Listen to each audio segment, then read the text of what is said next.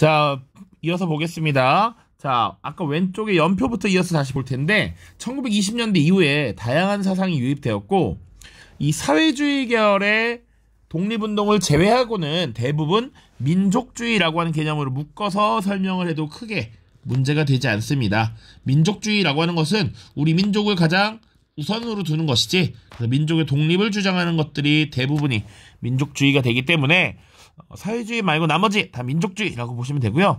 혹시 그래도 또 이렇게 어떤 특정한 사상이나 이념에 관계없이 다양한 운동이 일어나기도 합니다. 그래서 민족주의 계열의 운동이 지금 밑에 파란색으로 나와 있지만 그 외에 어떤 내용들이 있느냐? 청년 학생운동이 있습니다. 청년과 학생들이 중심이 된 운동이 있고요. 대표적인 사례가 60만세 운동이라고 하는 것이 있고, 그리고 광주 학생 항일 운동이라고 하는 것이 있습니다.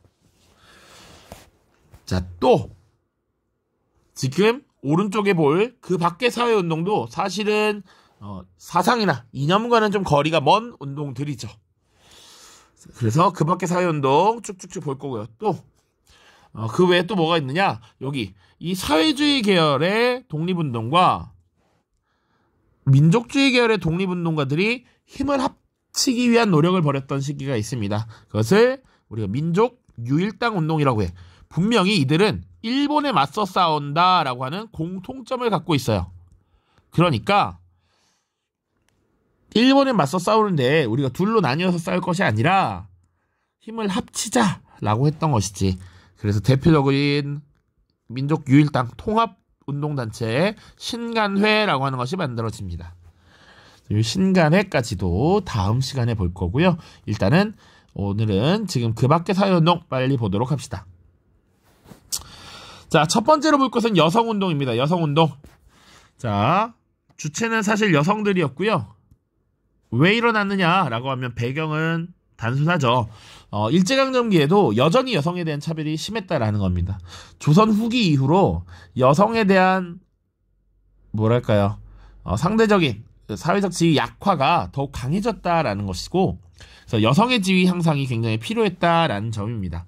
자, 그러면 그 전에는 여성운동이 없었느냐라고 하면 그 이전에 우리 개항기 1898년에 여권통문이라고 하는 문서가 발표되었었다라는 것은 기억을 해야 합니다. 자, 찬양회라고 하는 단체였고요. 여성의 교육, 여성의 권리 향상 이런 것들을 주장했습니다. 자, 그러면 이런 여성운동을 벌였던 단체가 뭐가 있느냐 봐야 됩니다. 교과서엔 3개의 단체가 나와 있습니다. 그런데 다 외울 것까지는 아닌 것 같고요. 뭐 나와 있습니다. 뭐였지? 조선여자교육회 이런 거 나와 있고요. 조선여성동호회라는 단체도 있습니다. 이 단체는 사실은 사회주의 계열의 단체입니다.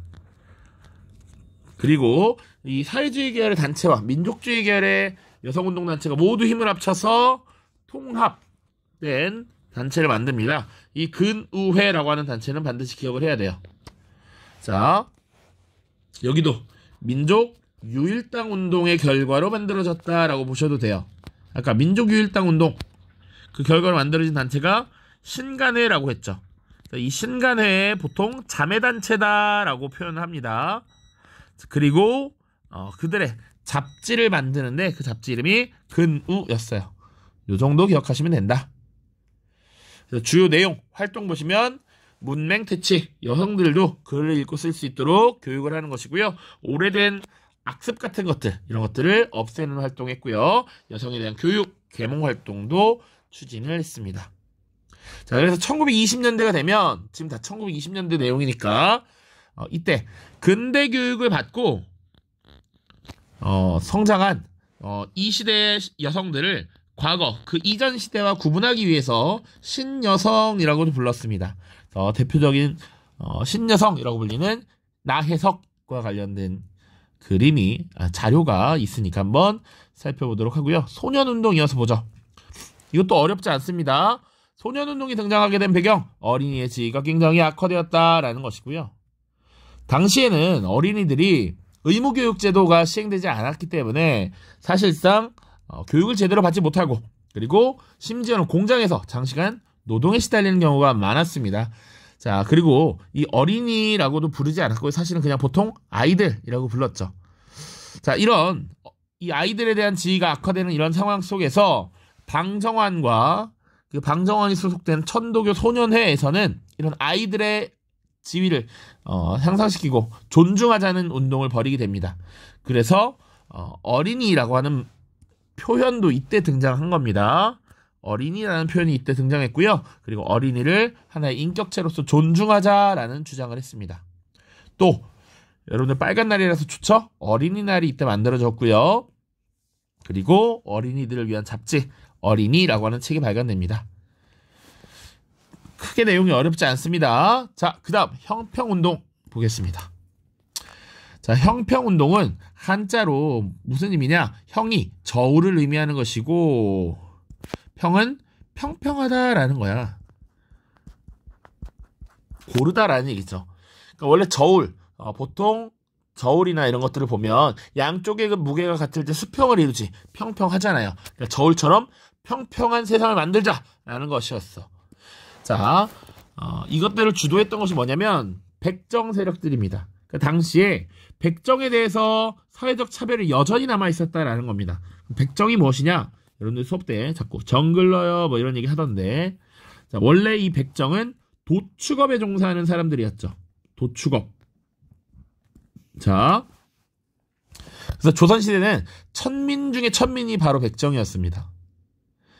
자, 근데 이 시기는 이미 1920년대고 법적으로 신분제는 이미 폐지됐단 말이지. 바로 언제 폐지됐습니까? 1894년 갑오개혁 때 1차 때 폐지가 됐어. 그럼에도 불구하고 백정에 대한 차별이 남아있었습니다. 기와집에서도 못 살았고요. 비단 옷도 못 입었고요. 신분증에 빨간 점이라고 찍어서 아예 차별했고요. 자식들은 학교에 입학하려고 하면 거부당하기도 했습니다. 자, 그래서 이런 백정에 대한 차별을 없애기 위해서 힘썼던 단체가 하나 만들어집니다. 조선 형평사라고 하는 단체고요. 당연히 형평운동 했겠구나 이런 거 유추가 되겠죠? 그리고 이것이 시작됐던 지역이 특이해서 좀 기억해야 됩니다. 진주 지역입니다. 그들이 벌였던 활동, 그리고 여러분들 이 근우회라고 하는 단체 연도, 그리고 형평운동의 연도, 물론 소년운동도 알면 좋고요. 연도도 교과서에 언급이 되어 있기 때문에 잘 살펴보시기 바랍니다. 자, 그리고 백정에 대한 차별을 철폐하라라는 활동 당연히 했을 것이고요. 백정에 대한 인식을 개선하기 위해서 사실은 다양한 사회운동에 적극적으로 함께 참여하는 모습들도 나타납니다. 그럼에도 불구하고 여전히 백정에 대한 안 좋은 인식이 남아있었기 때문에 반형평운동도 일어나. 어딜 백정들이 감히 뭐 이런 것이죠. 됐죠? 어렵지 않습니다. 자, 교과서 보고 마무리하겠습니다. 자, 199쪽입니다. 여성 소년 운동. 198쪽에 있는 청년 학생 운동은 다음 영상에서 신간회와 같이 묶어서 하겠습니다. 자, 여성 소년 운동 보시면 일제강점기에 여성의 지위가 더욱 악화되었다. 일제는 재산, 친권 상속 등에서 여성을 차별했고, 결혼한 여성은 남편의 허락을 받아야만 취업할 수 있었고, 여성들은 남성 노동자에 비해 적은 임금을 받았습니다. 차별이 심했죠. 그래서 근대 교육을 받은 여성들이 여성에 대한 차별, 억압에 저항하면서 남녀 평등 운동을 벌였습니다. 그래서 여러 여성단체가 등장했다. 그래서 조선여자교육회, 사회주의계열의 조선여성동호회, 이런 단체들은 여성 노동자들의 지위 향상 이런 것들을 주장했고요. 중요한 거, 민족주의 계열과 사회주의 계열로 나누어져 있던 여성단체들은 1927년 신간회 창립을 계기로 통합단체인 근우회라는 것을 만들었습니다. 자, 근우회와 관련된 자료가 오른쪽에 있는데요. 그들이 만들었던 모임의 잡지입니다. 회지, 근우라고 하는 게 있었고, 보통 그래서 신간회 자매단체라고 표현합니다. 야학 등을 진행하면서 계몽활동을 벌였고 여성 노동자에 대한 차별을 없애기 위해 노력하였다. 이런 내용 보시면 됩니다. 자, 그 다음 아동운동이 나와 있습니다. 일제강점기에 아이들의 지위는 여성과 마찬가지로 열악하였다. 대부분의 아이들이 교육의 기회를 가지지 못했고 공장이나 농촌에서 적은 임금을 받아 오랜 시간 노동에 시달렸다. 그래서 어린이를 소중히 여기고 바르게 키우자는 소년운동이 일어났습니다. 1921년 방정환을 중심으로 천도교 소년회가 만들어지면서 본격적으로 전개되었고요. 어린이날이라는 용어를 사용했고 어린이날을 정했고 어린이도 발행했습니다. 물론 어린이날은 이때는 5월 1일이었는데 오늘날 5월 5일로 바뀌었죠. 자, 그 다음 형평운동입니다. 갑오개혁으로 신분차별이 폐지됐지만 여전히 백정에 대한 차별과 편견이 남아있었고 일제강점기에도 여전히 했다라는 것이죠. 그래서 백정들은 차별대우에 항의하면서 1923년 경남 진주에서 조선형평사를 만들고 백정에 대한 평등한 대우를 요구하는 형평운동을 전개했습니다.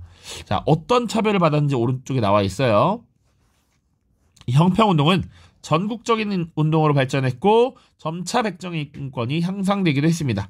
그리고 다른 분야의 사회운동단체와 협력하면서 항일 민족운동을 벌이기도 했죠. 자, 밑에 이제 일제강점기의 신여성 나혜석에 대한 얘기가 나와 있습니다.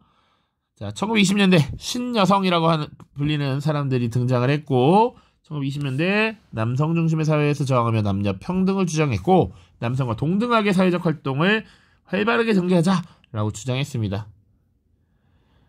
자, 그리고 이 나혜석이라고 하는 인물은 이런 에피소드가 있어요. 밑에 읽어보세요.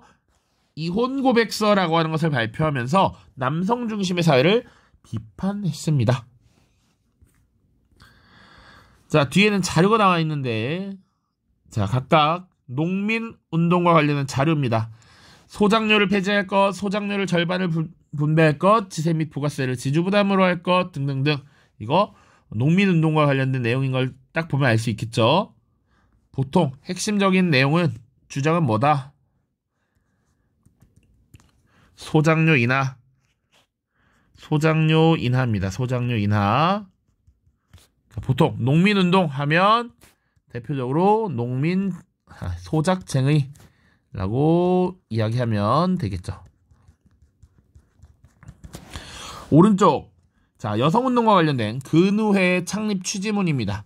우리 사회에서도 여성운동이 시작된 것은 또한 이미 오래이다. 해고해 보면 여성운동은 분산되어 있었는데 통일된 조직이 없었고 통일된 목표도 없었다. 그래서 효과를 제대로 내지 못했다.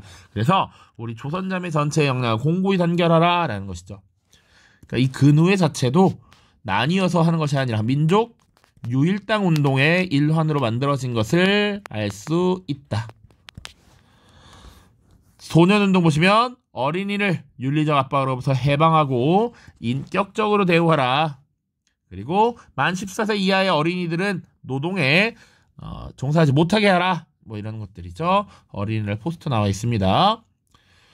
자, 형평운동 보시면 우리는 계급을 타파하고 모욕적 칭호를 폐지하여 교육을 장려하고 우리도 참다운 인간으로 되고자 함이 본사 조선 형평사의 중요한 뜻이다. 백정들은 지금 상대적으로 낮은 지위에 처해 있었다. 이걸 극복해야 된다라고 주장을 한 것입니다. 됐죠? 자, 고생 많았고요. 다음 영상에서는 이제 청년학생운동 그리고 신간회 이런 것들 살펴보도록 하겠습니다. 고생 많았습니다. 안녕.